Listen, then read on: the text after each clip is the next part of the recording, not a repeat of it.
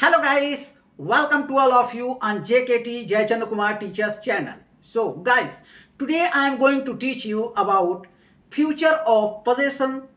तो क्या होता है फ्यूचर का पोजेशन, कैसे यूज होता है, सब कुछ जानने के लिए, अच्छी तरीके से समझने के लिए मेरे साथ वीडियो के अंत तक बने रहें गाइस. ओके, तो और एक चीज बताना चाहूंगा गाइस कि प्रेजेंट का जो पोजीशन है और जो पास्ट का पोजीशन है, यदि आप लोग वो वीडियो नहीं देखे हैं, वो वीडियो बन चुकी है, आप लोग जाके वॉच कर सकते हैं और सीख सकते हैं. ओके, आज हम लोग सीखेंगे फ्यूचर का पोजीशन. तो आइए देखते हैं कैसे यूज होता है. यहां पे देखिए guys, future of position. Okay, तो फ्यूचर का पोजीशन. ओके, अब इसके अंदर हम लोग 4 तरह का सेंटेंस सीखने वाले हैं गाइस, और ये 4 तरह का सेंटेंस सिर्फ इंग्लिश में नहीं होता है गाइस, हर एक लैंग्वेज में होता है. ठीक है, तो इंग्लिश हम लोग सीख रहे हैं तो इसमें भी 4 है ना. तो सबसे पहला होगा पॉजिटिव, इसके बाद नेगेटिव, फिर इसके बाद में interrogative and then interrogative and negative. Okay, तो यहाँ पे सबसे पहले हम लोग सीखेंगे पॉजिटिव सेंटेंस. तो आप लोगों को पता है गाइस कि चाहे जो भी टेंस हो, जब भी पॉजिटिव सेंटेंस बनाते हैं गाइस, तो उसमें क्या होता है, सबसे पहले होता है सब्जेक्ट. ओके, और सब्जेक्ट इसमें क्या है, subject I we you they he she it कोई भी हो, सिंगुलर हो, प्लूरल हो, डबल नेम, सिंगल नेम, कुछ भी हो, ये सब्जेक्ट के बाद में गाइस आपको लगाना होगा विल, और इसके बाद में लगाना होगा हैव, विल हैव, और जो भी ऑब्जेक्ट है वो ऑब्जेक्ट बाद में लगाना है. ठीक है, तो यहां पे एक सेंटेंस है, देख लीजिए कि मेरे पास एक कार होगी, मेरे पास एक कार होगी.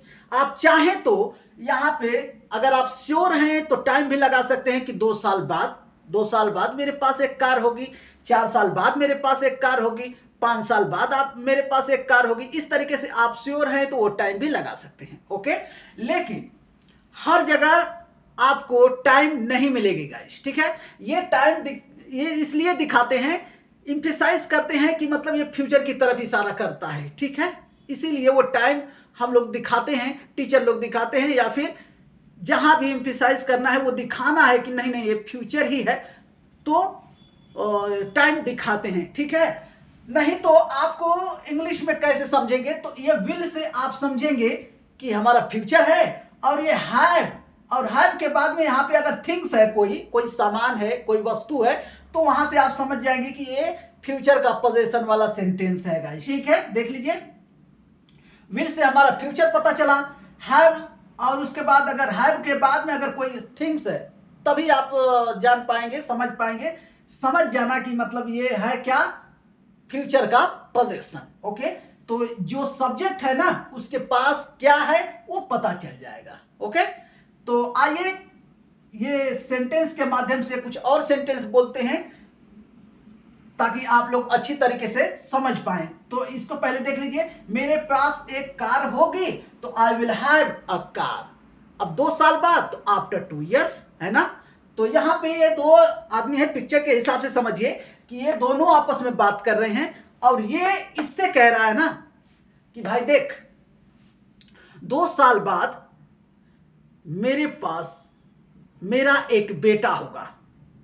ठीक है, अब 2 साल से पहले तो कह नहीं सकते, लेकिन ये फिर भी कह रहा है कि 2 साल बाद होगा. ठीक है, तो ये कह रहा, देखिए कैसे कहेगा, 2 साल बाद मेरा एक बेटा होगा, तो I will have a son, a kid after 2 years. 2 साल बाद मेरे पास एक बाइक होगी. ये कह रहा है इससे कि 2 साल बाद देख लेना मेरे पास एक बाइक होगी. तो कैसे होगा, आई will have a bike after 2 years.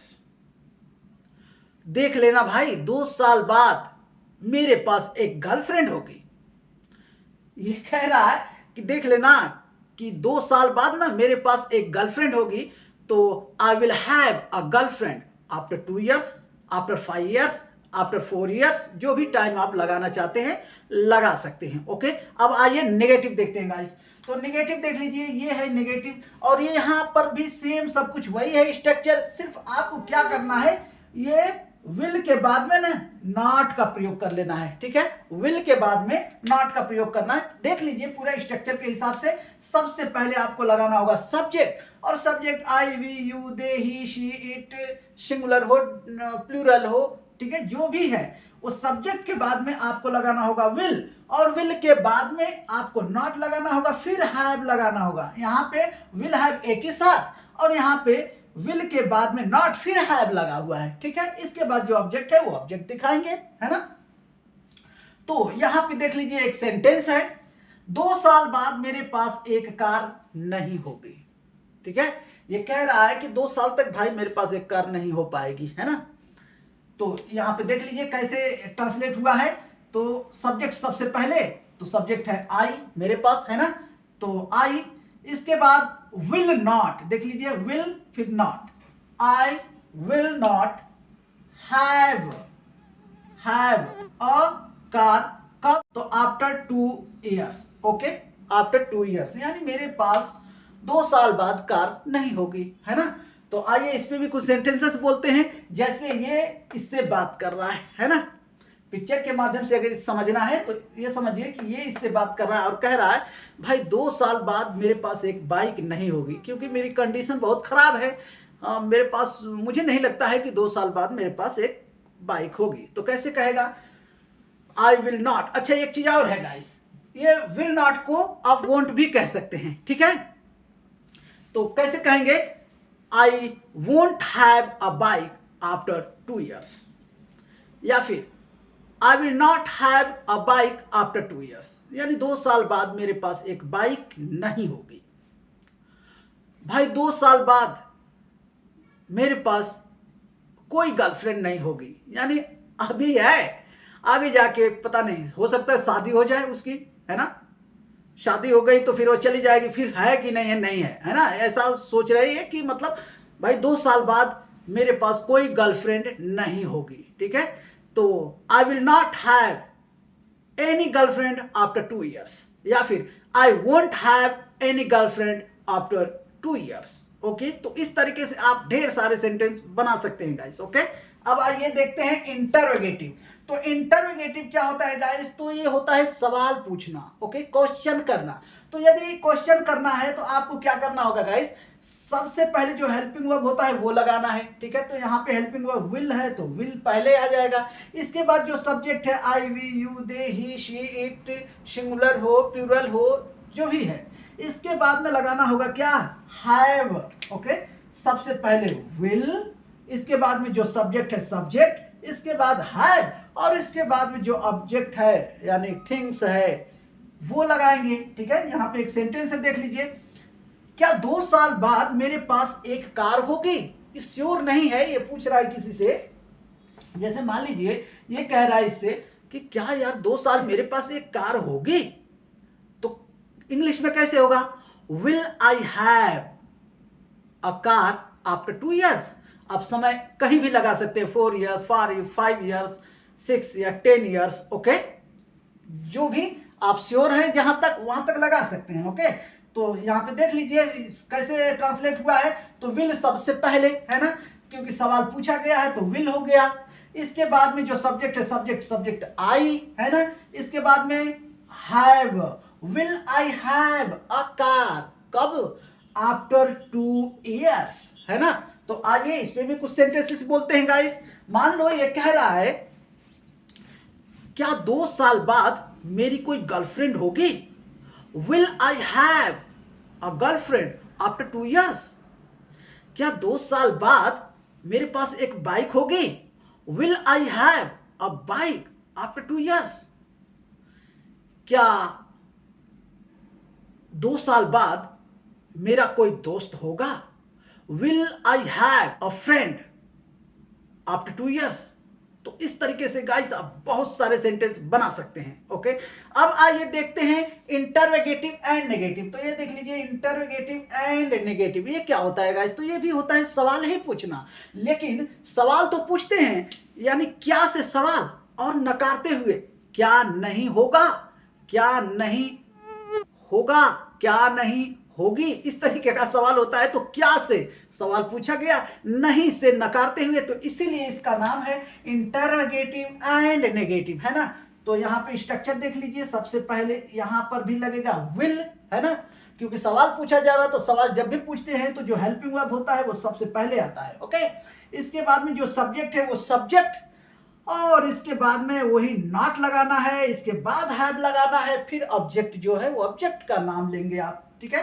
तो यहाँ पे देख लीजिए एक सेंटेंस है, क्या 2 साल बाद मेरे पास एक कार नहीं होगी, ये पूछ रहा है। मान लो पिक्चर के माध्यम से समझिए, ये कह रहा है इससे कि क्या 2 साल बाद मेरे पास कोई कार नहीं होगी, ऐसा पूछ रहा है। तो आप चाहे तो यहां पे विल नॉट को ना वोंट बोल सकते हैं शॉर्ट में। ओके, तो कैसे होगा, won't I have a car after 2 years, क्या 2 साल बाद मेरे पास एक बाइक नहीं होगी। Won't I have a bike after 2 years, क्या 2 साल बाद मेरी कोई गर्लफ्रेंड नहीं होगी। Won't I have a girlfriend after 2 years। तो मुझे लगता है आप लोगों को सब कुछ क्लियर हुआ होगा, समझ में आया होगा। ओके, तो एक बार फिर से मैं आप लोगों को दोहरा दूं क्योंकि वीडियो छोटी है, ठीक है। तो देखिए गाइस, पॉजिटिव सेंटेंस में आप कहेंगे कि मेरे पास, कुछ भी आप बता रहे हैं कि मेरे पास 2 साल बाद, 5 साल बाद, 10 साल बाद ये होगा, है ना। तो आई विल हैव, जो भी सब्जेक्ट है वो सब्जेक्ट उठाएंगे। आपके पास होगा तो यू विल हैव, है ना, उसके पास होगा तो he will have, she will have, इस तरीके से लगाएंगे। और इसके बाद में जो थिंग्स है वो दिखाएंगे, है ना, सामान जो है जिसका नाम, जैसे बाइक है, कार है, मोबाइल है, कुछ भी है वो चीज दिखाएंगे। ओके, तो मान लीजिए एक सेंटेंस बोलता हूं, 2 साल बाद मेरे पास एक मोबाइल होगी। तो I will have a mobile after 2 years, है ना। नेगेटिव, मेरे पास 2 साल बाद मोबाइल नहीं होगी। I will not have a mobile after 2 years, या फिर I won't have a mobile after 2 years, मेरे पास 2 साल बाद कोई गर्लफ्रेंड नहीं होगी। I won't have any girlfriend after 2 years। Okay, तो इस तरीके से आप ढेर सारे सेंटेंस बना सकते हैं गाइस। ओके, और बाकी सब समझ ही गए होंगे। अभी ज्यादा वीडियो लंबी करने से कोई मतलब नहीं है। तो बस आज के लिए इतना ही, मिलेंगे अगले वीडियो में, तब तक के लिए bye bye, take care and keep practising guys. Thank you so much for watching this video guys.